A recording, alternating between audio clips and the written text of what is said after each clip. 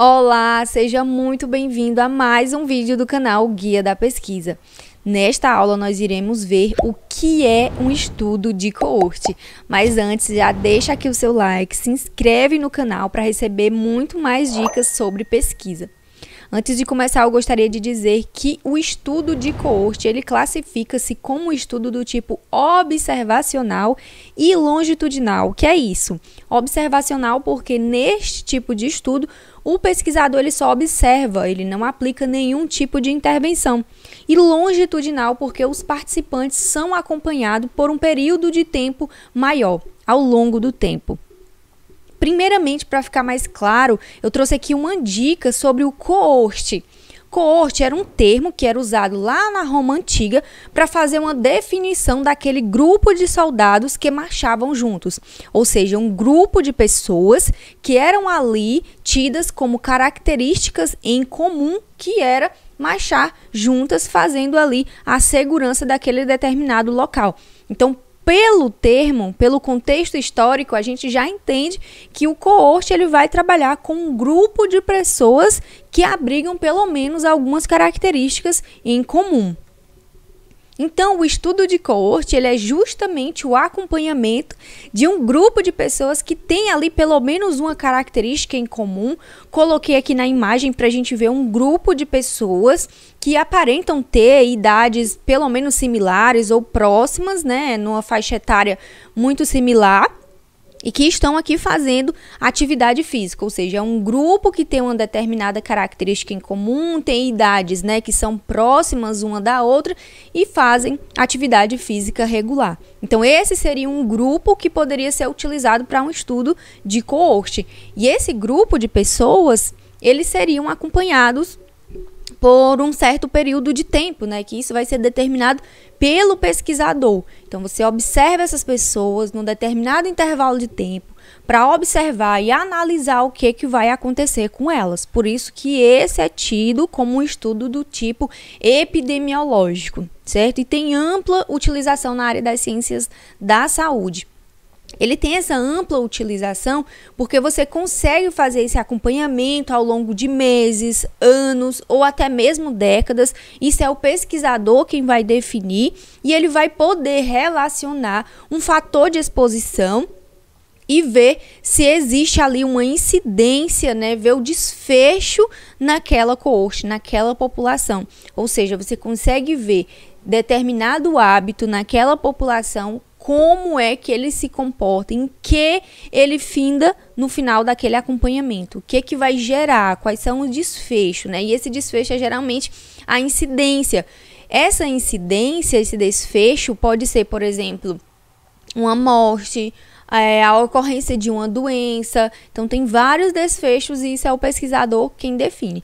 E essa incidência, ela é analisada por meio de um cálculo, né, que seria o número de pessoas que desenvolvem uma doença ou uma condição, enfim, o desfecho que é determinado pelo pesquisador, que vai ser dividido pelo número de pessoas em risco vezes o período de tempo em risco, ou seja, o período que foi analisada aquela população.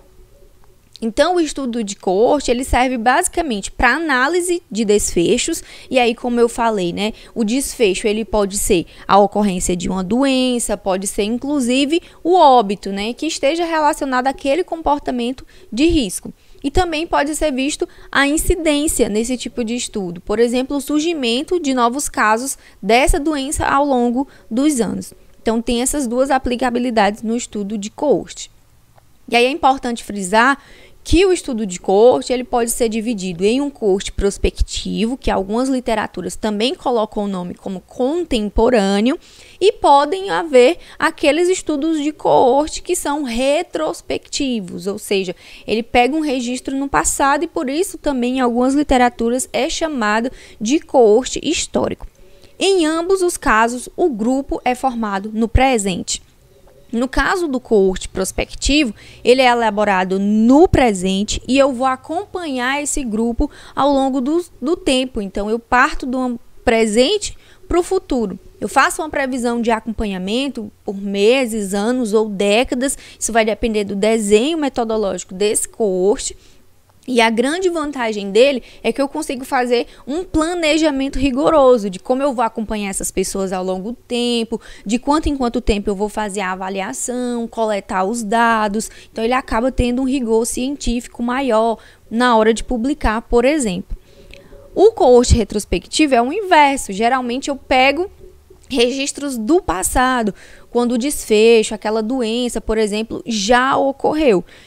Por isso, ele só é viável quando você tem muito bem organizado esses arquivos completos para você fazer a coleta dos dados.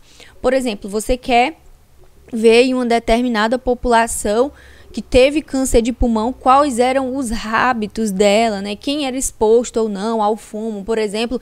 Então, se você vai fazer isso, por exemplo, no hospital, no setor que acompanha esses pacientes, todos os prontuários, os registros, eles devem estar muito bem organizados para você conseguir, de fato, fazer a análise desses dados de forma retrospectiva.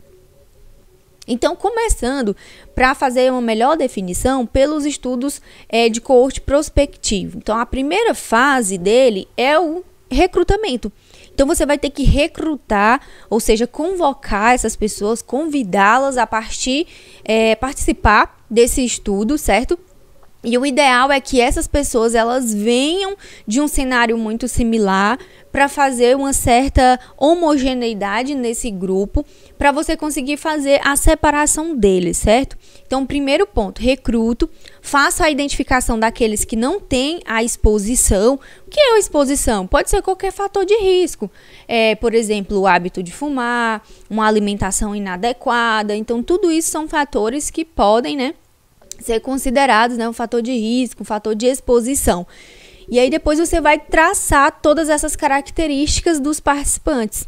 Sexo, idade, escolaridade, os hábitos de vida, para você fazer uma caracterização de todos esses participantes e você saber quem ali tem determinadas variáveis que podem ser confundidoras para o seu fator final. Então, tem que fazer uma análise muito bem feita dessa população depois que você divide entre aqueles expostos e não expostos, como eu mostrei aqui na imagem. Aqui é só para melhor explicar, esses fatores de exposição.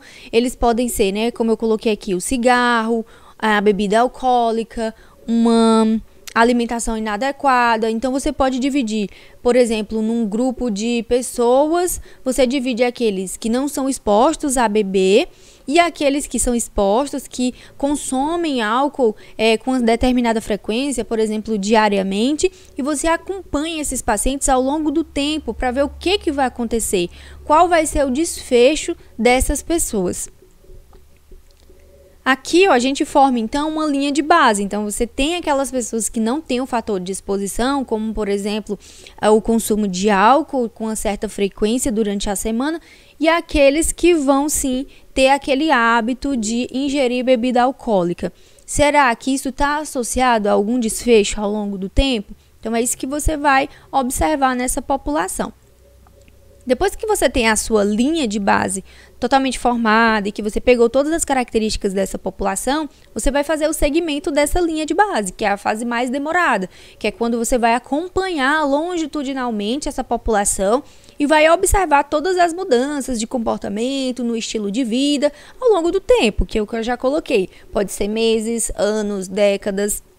E fazendo sempre a coleta desses dados importantes. E aí, no estudo de coorte prospectivo, você pode determinar, enquanto pesquisador, quanto tempo você vai ficar fazendo essas avaliações periódicas. Olha, a cada um ano vai ser feita uma reavaliação de todos os hábitos dessas pessoas, de todo o estilo de vida, entre outras variáveis que forem definidas lá no seu plano de variáveis, certo? O importante em relação a esse tempo, se vai ser meses, anos ou décadas, depende muito do desfecho que você quer verificar. E ele precisa ser um tempo suficiente para que possam ser detectados efeitos relevantes. Por exemplo, você pegou uma determinada população, algumas pessoas dessa população não têm o hábito de fumar e outras são expostas ao hábito do fumo. E você quer ver se tem alguma relação, o hábito de fumar periodicamente com o desenvolvimento de câncer de pulmão. Então, até a pessoa desenvolver ou não câncer, isso vai precisar de muito tempo. Então, você vai ter que fazer um acompanhamento por décadas, quem sabe, né, por vários anos, para ver se de fato existe essa associação.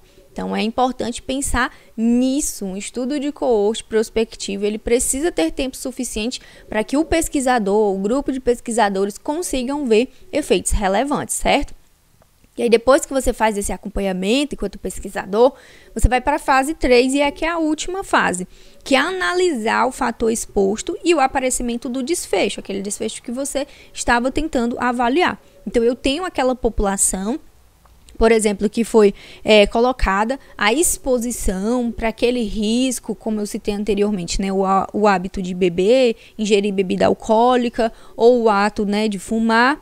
E aí você vai verificar se houve o aparecimento de alguma doença, o aparecimento do óbito, enfim, o desfecho que o pesquisador planejou. Então, é feita toda essa avaliação.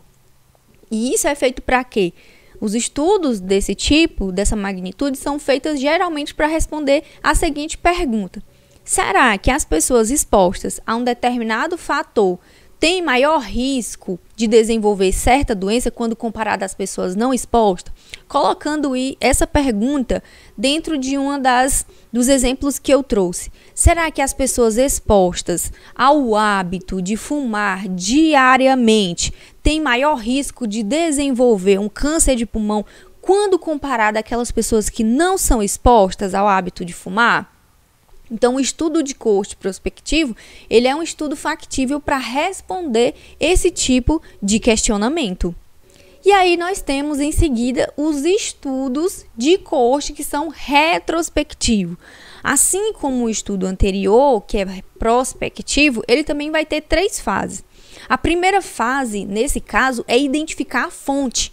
Lembrando que no estudo retrospectivo, eu pego aqueles pacientes, aquele grupo, eu faço a minha linha no presente e acompanho para o contexto histórico, ou seja, para o passado. Então, nesse caso, eu preciso identificar a minha fonte, né? Onde vai ser o local, de onde eu vou tirar esses dados, onde eu vou montar a minha coorte. Porque, nesse caso, o pesquisador ele já tem conhecimento que tanto a exposição quanto a doença ou desfecho, eles já ocorreram.